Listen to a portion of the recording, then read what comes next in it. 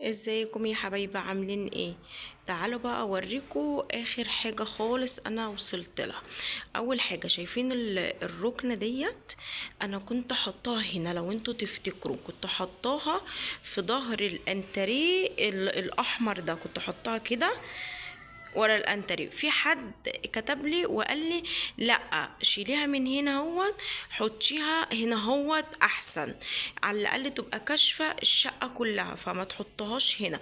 فعلا كلامك صح جدا وذوقك حلو قوي، وشكرا لاهتمامك. فعلا حقيقي هنا هوت طلعت احسن بكتير. وكمان كنت حاسه ان الظهر بتاع الركنه هيتكسر بسبب ان هو محطوط هنا هوت على ما فيش. ففعلا صح، فكرتك حلو. انا بقى حاطه الشاشه هنا. الشاشه ديت انا عارفه ان مكانها مش حلو خالص، وكمان اللي قاعد على الركنه مش هيبقى شايف الشاشه. فالشاشه دي انا هاخدها بستاند واحطها على العمود دوت. انتوا شايفين ازاي؟ يعني هجيب الشاشه ديت هحطها بستاند على العمود دوت، تبقى اللي عايز يقعد في الانتريه هنا هوت يبقى شايفها، واللي قاعد هنا هوت في الركنه يلفها عليه ويبقى شايفها. هنا هوت الحيطه دي كلها فاضيه ما فيهاش اي حاجه، مضايقاني جدا. نفسي اجيب لها مثلا كنبه سفنج كده، اعمله زي ركنه كده هوت صغيره. المهم انتوا عارفين طبعا ان كل الحاجات دي جديده بالنسبه لي، فربنا يكرم ان شاء الله، واحاول اظبط حاجه حاجه. اكيد مش من يوم وليله هعمل كل دوت، شويه شويه.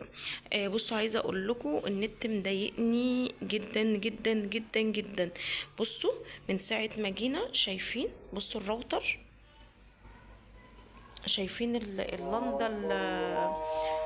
اللنده الحمراء ديت. فعايزه اقول لكم بصوا اللنده من ساعه ما جيت الشقه وحولت التليفون الارضي شغال والدنيا تمام، الا الراوتر مش راضي يشتغل. عماله اجيب في كروتها عشان انزل فيديوهات، مش عارفه اعمل ايه.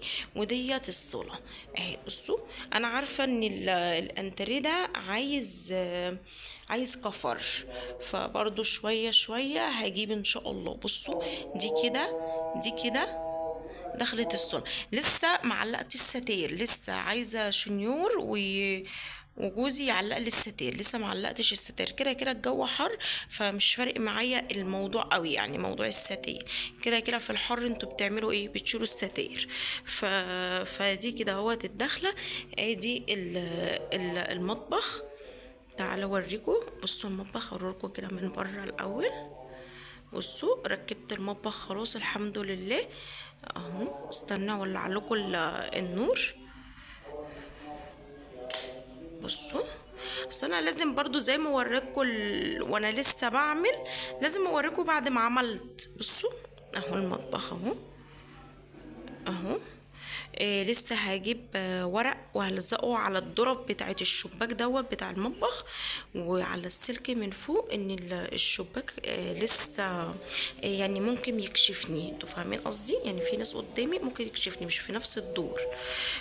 بصوا ده البوتاجاز. الدنيا الحمد لله اهي. مفيش الا كوبايه الشاي بلبن دي كنا شاربينها، والاطباق ديت كنا واكلين فول وطعميه وكده اهوت الساعه 6 الصبح. فبصوا مطبخ علقته الحمد لله لمين الدنيا.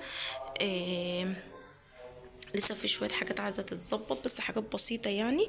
وده المطبخ اهو حطاه تحت الرخامه والحمد لله. فيا رب كل اللي نفسه في حاجه يا رب ربنا يديها ويكرمه يا رب، ويرزقه يا رب حق جاه النبي. واقول لكم واشوف وشكم على خير.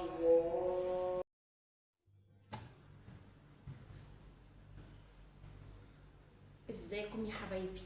تعالوا بقى ايه نعمل مكرونه بشاميل و نعمل مكرونه بشاميل. تعالوا اوريكم طريقتي انا في المكرونه بشاميل ببقى عاملاها ازاي. اول حاجه ده طبق دقيق اهو. انا عارفه ان في ناس بتحمر الدقيق، يعني البشاميل بالنسبه لها بتحمر الدقيق، بس انا بصراحه لا ما بحمرهوش. انا بعمله كده هو عشان ما يكلكعش، يعني لما بتحمريه بيكلكع. وكمان علشان اعمل بشاميل بزياده ما بقاش متحكمه ان البشاميل بقى قليل. احلى حاجه ان هي مكرونه بالبشاميل، يعني مش مهم تبقى بالفراخ مش مهم تبقى باللحمه، قد ما البشاميل يبقى زياده في المكرونه بيخليها طعمها تحفه. اهو بصوا، طبق دقيق على كيس لبن بخيره اللي هو نص كيلو، واحدة مجاية،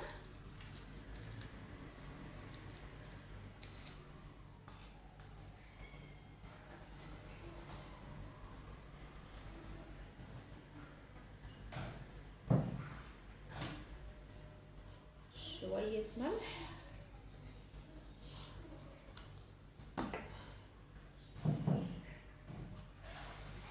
عارفين عشان لسه معلقتش المطبخ وكده هو، فاللي هو لسه في حاجات مش متظبطه عندي، يعني التوابل على بعضها، الحاجه على بعضها، لسه ما ظبطتش اي حاجه. ماشي، دلوقتي هضربه في الخلاط.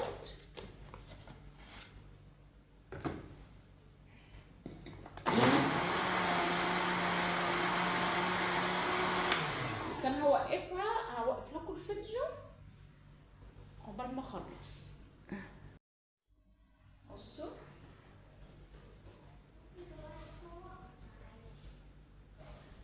بصوا دي ميه المكرونه، انا بحط شويه زيت، بحط شويه ملح زي ما بتسلق المكرونه عادي، بزود بس مكعب ماجي مع سلق المكرونه، وبعد كده بسلقها. ادي المكرونه اهي، المكرونه سلقت المكرونه، بتسلقيها نص سلقه عشان لسه هتكمل سوا في الفرن ما تعجنش. هتقولي لنا يا مزينه وانت بتعلمينا المكرونه البشاميل ده مفيش اسهل من المكرونه البشاميل؟ لا، هقول لك لا، ما بعلمكش، انا بقول لك على طريقتي في المكرونه البشاميل. ممكن طريقتي تعجبك وممكن طريقتك انت اكتبي لي طريقتك، وطريقتك انت ممكن تعجبني، انتوا فاهمين قصدي؟ فده اول حاجه. تاني حاجه، في ناس لسه ما دخلتش المطبخ، لسه عروسه جديده ما دخلتش قبل كده، زي ما كلنا او 3/4 اول ما اتجوزنا لسه ما تعلمناش ان احنا نخش المطبخ، لسه ما تعلمناش نعمل اكل.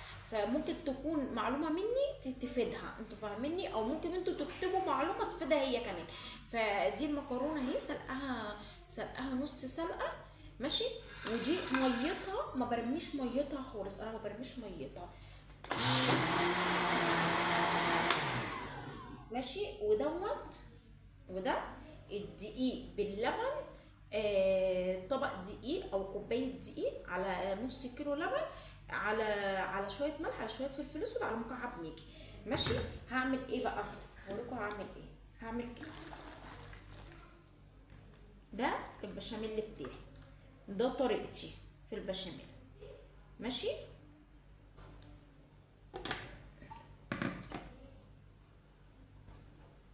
وبعد كده هحط معلقه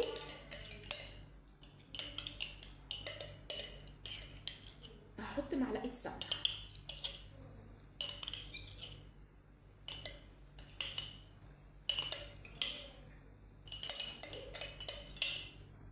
ماشي. ادي معلقه السمنه. وبعد كده هرفعها على البوتاجاز، وايدي بالمضرب او بمعلقه باي حاجه انت ممكن تحبها، وهقعد اقلب لحد ما يديني القوام اللي انا عايزاه، يدي كريمي كده وبعد كده هوريكم هعمل ايه.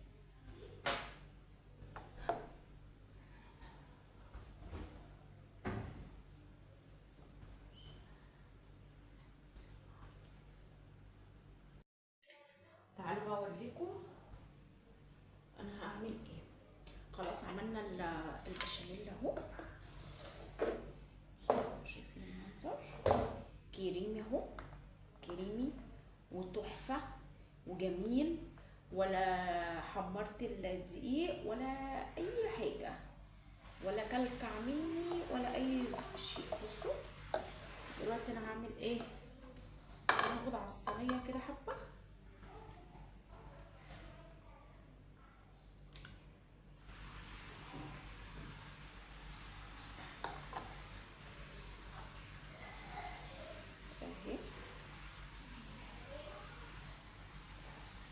خلاص. خدت الصينيه كده، هركنها كده على جنب، وهمسك دي كده،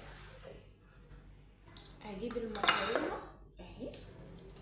انا ما بحطش رق مكرونه ورق مكرونه، لا، انا بعملها كلها مره واحده عشان كلها تبقى شاربه من بعضها. على فكره انا عاملاها بالفراخ مش باللحمه، ما عنديش لحمه مفرومه، وكنت الفيديو اللي فات موريه لكم ان انا جايبه بانيه اغزنه وافرزه اشيله في الفريزر ف... فكنت مقطعه منه قطع. بصوا بس شو عشان سخنه، كنت بصوا مقطعه منه قطع صغيره، مقطعه من البانيه قطع صغيره ماشي. فانا هاخد منه بتاع سخن واعمل بالمكرونه، بينفعني قوي. بصوا هتقولي ده قد ايه؟ بصوا انا بحط على نص كيلو المكرونه اقلام بحط عليه ربع كيلو بانيه متقطع، بس دول بتاع نص كيلو، مش عارفه احطهم كلهم ولا لا. هقلب واشوف الدنيا. هقلب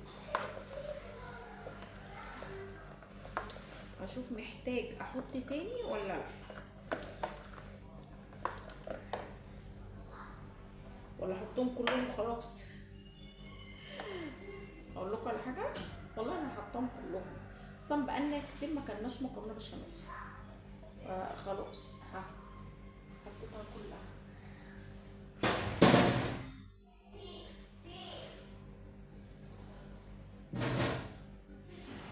يلا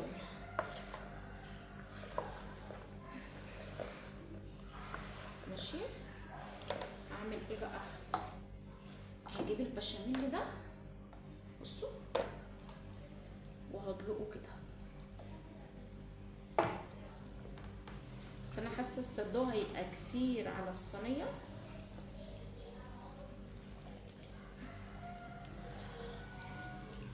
دي احسن طريقه واسهل طريقه للمكرونه البشاميل اللي ممكن تعمليها.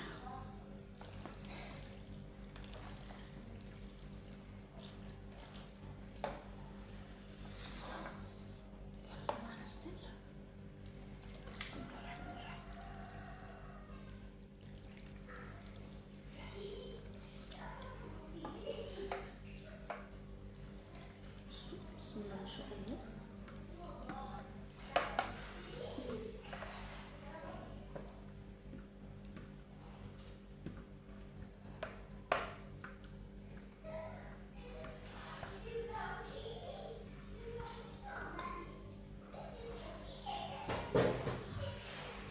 المنظر مكرونه بشاميل يعني سايحه ونايحه، يعني اللي هو بلاش البشاميل التقيل ده اهي.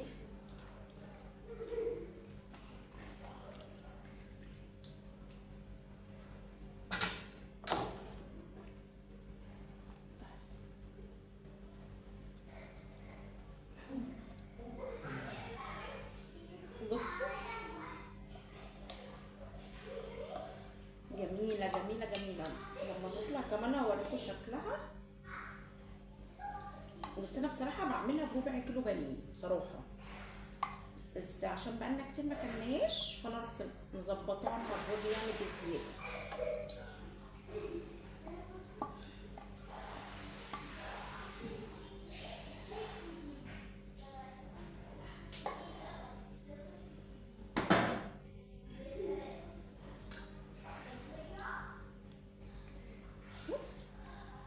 شايفين المنظر؟ هتقولي بقى انت بتحبيها بالفراخ ولا باللحمه المفرومه؟ اقول لكم لا، انا بصراحه بحبها باللحمه المفرومه، بس العيال عندي بيحبوها بالفراخ، وبما ان انا كده كده ما عنديش اصلا في لحمه مفرومه فعادي مش مشكله خالص، وبتطلع تحفه.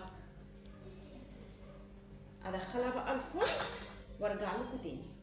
وعملت المكرونه اهي بصوا، بس حروقت مني شويه.